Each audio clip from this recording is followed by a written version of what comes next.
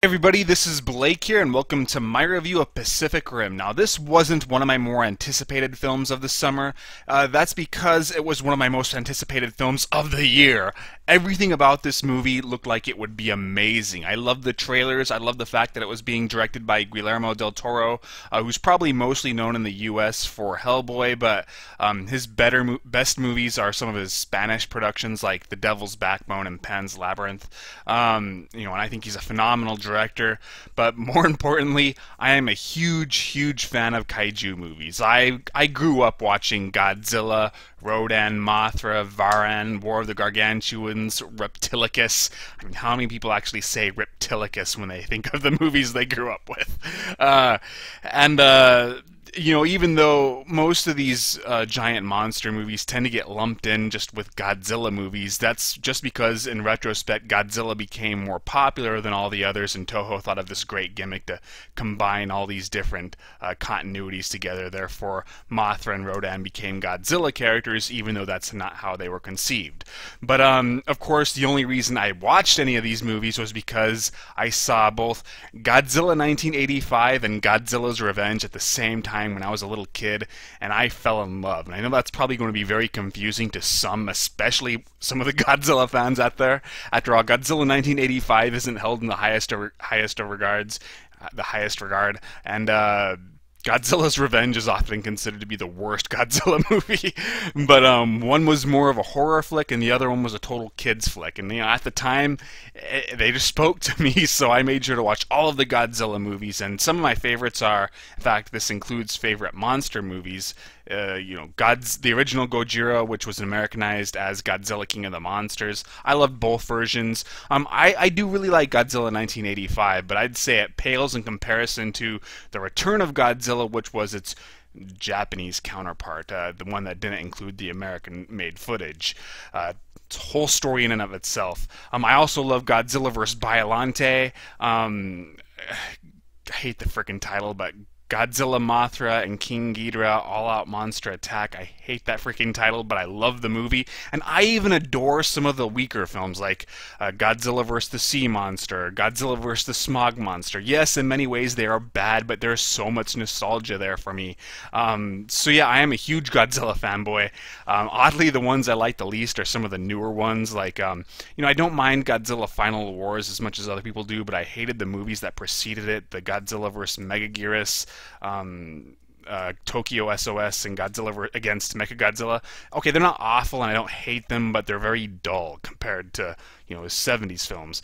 But I'm getting a little too off topic. My only real concern with this project was the giant robots. Now, the idea of mechas fighting kaiju is amazing, but at the same time, I do believe that it's obvious this film was only financed due to the success of the Transformers films, and I was a little concerned if Pacific Rim would draw some inspiration from Michael Bay's Transformers. And because one of the things I've always suspected about the Transformers movies is the reason why the action is so jittery and erratically edited is that the special effects have yet to truly master something like a giant robot without making it look too fake. So they have to cut corners and try to cast an illusion to convince us that it's not fake, but unfortunately it's at the cost of a coherent action scene. So I was a little worried about that, but actually more importantly than that, I was concerned because I was sick of Mechagodzilla. And so when people think Kaiju vs. Mecha, that sounds awesome. Well, I got way too much of that in the Godzilla franchise, so that was another minor concern. But otherwise, I was really looking forward to it, so I went to the theaters in anticipation. I was so enthusiastic that I actually went to see it in IMAX, and it was kind of disappointing. Maybe my expectations were too high, but even though I did like this movie, I did have a fun time with it, I felt it could have been better in almost every regard. And it's strange because it's not bad in any regard. For the most part, I think it's a success on all levels. I felt they could have taken those levels farther. For example, the special effects are phenomenal. I thought the CGI looked flawless. At no point did I ever think that looks too much like CGI, or the green screen effects. They look too much like green screen effects. Nah, the film did that so well that while I was watching it, I just saw giant monsters and giant robots. Great work. The problem is I was very unimpressed with how they were designed. Now, this was probably the biggest surprise because Guillermo del Toro is a master when it comes to designing really unique looking creatures. I mean, just look at Pan's Labyrinth or Hellboy 2 more so than Hellboy 1. I just love how the monsters look. Well, in this case, like the giant robots, for example, they look surprisingly ordinary. And this is one of the same problems I had with the Transformers films. Even though, if you just look at them, you could tell the difference between them in terms of appearance. Some are different colors, some are different shapes or sizes. But in the midst of an action scene, which is moving very quickly, you're not going to be able to tell which is which. So it's like they all start blending in together. I was disappointed that the one robot that actually did have a really unique design was the one that used the least, and I'm talking about the 6-armed robot. That was awesome. I mean, that has like spinning blades at the end of each arm. Why couldn't that have been the main robot, damn it? I wanted to see more of that one. And I think all of the robots should have been like that, though. They needed to have something that really stood out for the action sequences. They say like one is supposed to be really fast, but you never really get to see that in action. I mean, yeah, it runs at one point, but you can't really tell if it's moving faster than the others. And there's one that's supposed to be much sturdier than the others, but that's undermined by the fact that almost immediately it gets torn apart in battle. So if you're going to introduce these supposed traits of the robots, do something with them. I think they really should have added more weapons to these robots too. I thought it was really strange whenever they would use their fists when fighting the monsters. I mean, it just seems like common sense. When you're fighting something bigger, you don't necessarily want to use brute strength or fist. I mean, if they had more weapons, that would have made more sense to me, but whatever. The monsters are a little bit better. I thought they were cool at first, but it seemed like once again, the film never allowed you to linger on their appearances too much. It's always, shot in the dark, in the rain, in the middle, or in the ocean, which most of the action scenes take place in. You never get a great look at them, so eventually, over time, they also start blending into each other. But what really pissed me off about this was just compare these giant monsters to what we got in the Toho monster movies. Godzilla, Biollante, even the lamest of the Toho monsters like Gabara, they look more creative in terms of design than the guys we get here. And that really depressed me. But at the same time, I will concede that these creatures are still more creatively designed than what we get in most American summer blockbusters. So that's something, I guess. But once again, I expected more because the filmmakers kept making a big deal of the anime influences and the Toho monster movie influences. So I guess I expected more in that area. Plus, it's Guillermo del Toro. He's supposed to be awesome at this. The action is really awesome too. It's not as incoherently edited as the Transformers movies are, even though, yes, I did occasionally get lost due to the shaky camera work or the real murky lighting. You see, one of the reasons this movie also kind of disappointed me is that it starts off with this amazing bit where the monster attacks the city, and I thought it was just really well directed. The attention to detail was just amazing, but and the 3D was really good too. Just like the opening shot where you see the monster attacking the bridge, which is what you see in the trailers. You see like cars slowly coming toward you, and it really looks like they're coming towards the audience. The 3D really nailed that. And then once the bridge collapses, you have cars falling at you, and it made me flinch so much that I was thinking the 3D in this movie would be epic. But no, it's like the 3D suddenly forgets that it's 3D, and it ends up just looking like a normal 2D movie. That really upset me. And the majority of the action scenes, they take place, like I said, in the ocean, in the rain when it's storming in the middle of the night. So The setting kind of got old, and I think they did that primarily to cut corners, even though it made sense in terms of the story, because they don't want the monsters to get onto the land. But it just, I don't know, I wanted more city destruction. But that's probably why it didn't cost 250 to $300 million, because all they had to do was animate the robots and the monsters in the ocean. Much easier to do. But still, the director really thought up of plenty of cool ways to keep the action scenes exciting in terms of what the monsters or the robots do. I love when one of the monsters suddenly sprouts wings. That looked awesome, and the scale of the action is really hard-hitting. Everything looks incredibly big. I'm not just referring to the fact that I watched it in IMAX, even though yes, it looked a lot bigger when you watch it in IMAX. But you really do feel the scale of everything. Anything else I could say? Just that, the action scenes are exciting, they're fun, and they're also pretty intense. You always do feel that these characters' lives are in danger, and, I do like those few scenes where you see the monsters rip apart the robots.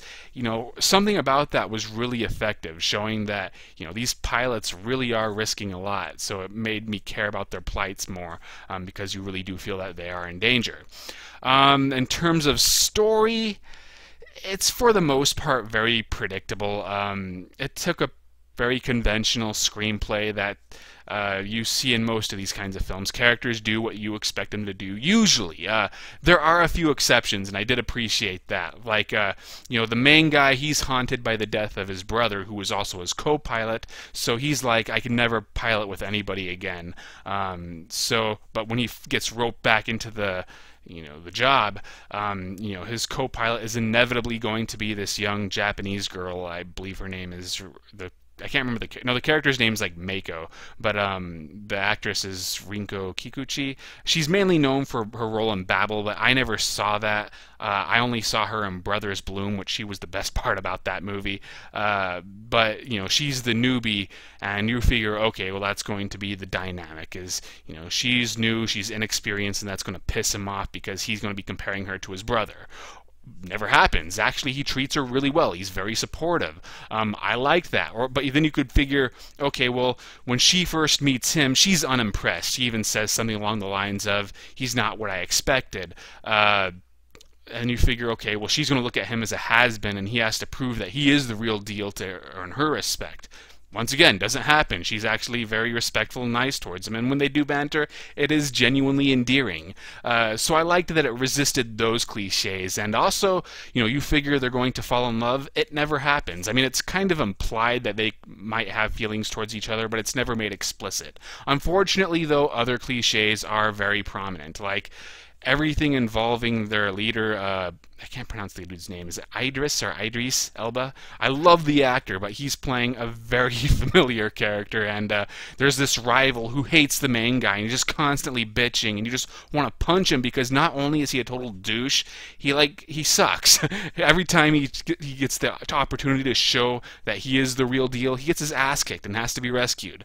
And even though he develops and they try to explain his behavior, I thought it was done very poorly, and it never made that character any more likable. But still, it is a very simple story. It's just really about making you care about these characters enough so when they do fight these monsters, something is on the line. Now, I did think that the pacing really got a bit too slow during the middle block. There is a large chunk of screen time where it doesn't seem like there is any action because they're trying to flesh out the characters. And while I guess they had some success, like Man of Steel, it didn't quite accomplish what it was aiming for. But at the same time, and at the cost of a certain level of entertainment value, but at the same time, that was Man of Steel as a whole. In my opinion, I know a lot of people like that movie, whereas that just meant for a short, like 15-20 minute period, I thought the film was slowing down too much, so it only failed for a short amount of time. But otherwise, the script is very typical, has some good aspects and some bad aspects. Speaking of which, a lot of people have criticized the acting. I didn't think the acting in itself was bad, but I could see why when it comes to some people feeling that the comic relief was bad. Most of the comedy comes from Charlie Day, who I only know from Horrible Bosses, and this British guy who I've seen before. I can't think of from what, but he always plays the same kind of role based on my memory of him. They're very loud in their brands of comedy, so they could be kind of annoying and too over the top, but I got used to it over time. So even though there are moments of incredibly cheesy dialogue or where the acting is just like a bit eye rolling, I got used to it to where it stopped bothering me pretty early on. But it is at least something you should be aware of. Anything else I could say? Once again, I felt that everything about it could have been better. I felt that the designs could have been more unique. I felt the action scenes could have been, more epic if they took place more in the city. I thought the screenplay couldn't have been so generic and by the numbers. I mean, what is with Guillermo del Toro? He makes actually really interesting stories when it comes to his Spanish films, but when it comes to his American films, it's like the script is very typical. It's more about the spectacle. Like Hellboy and Hellboy 2 aren't, I mean, they're solid flicks, but only in terms of the creature designs and the action scenes. In terms of story, they're both very forgettable. But Pan's Labyrinth and Devil's Backbone were much more about the story, and they balanced story and spectacle, I thought, a lot better. But for some reason, his American productions just haven't had as much success in terms of his storytelling. But I could forgive that part. I think really where the film screwed up is that it could have done better in the monster department and done a little bit better in the action department, even though it's not a failure in either of those regards. So would I recommend it? Yes. But at the same time, it's one of those things where whatever you've already decided in regards to this movie, whether you're going to wait till DVD, avoid it altogether, or watch in theaters, stick to that. It's not good enough to change your mind. If you were planning on just waiting till it came out on the small screen, or if you had no intention of seeing it at all. But at the same time, it's good enough to where if you were planning on seeing it in the theaters, I don't think you should change your mind either. Was it worth paying in IMAX? I guess. It made the special effects look awesome, even though the movie itself wasn't that great. In fact, I think my biggest complaint overall is that I'm not going to remember it for very long. So it's enjoyable, but ultimately kind of forgettable. Also, a personal issue, and I think this was only my theater based on what other people said, the audio was really screwed up at times too. So like in the very beginning when the main guy is doing a voiceover narration, I could not understand a single thing he was saying because the sounds and the music were just blaring and drowning out the dialogue. So that was kind of annoying, but still, I believe that was only my theater which did that. I did a written review of Pacific Rim, so be sure to check that out. I have a lot of fun trolling my readers. I did written reviews of Dead Sushi, the zombie killer sushi movie, The Men Who Tread on the Tiger's Tail, an old Akira Kurosawa flick, and Perkins 14, some horror movie, and Shaun of the Dead. So be sure you read all of those too. Follow me on Twitter, and yes, I do plan on getting started on critiquing the critics this week. I have already like a fourth of the script finished, so it should be exciting. I'll see you guys later.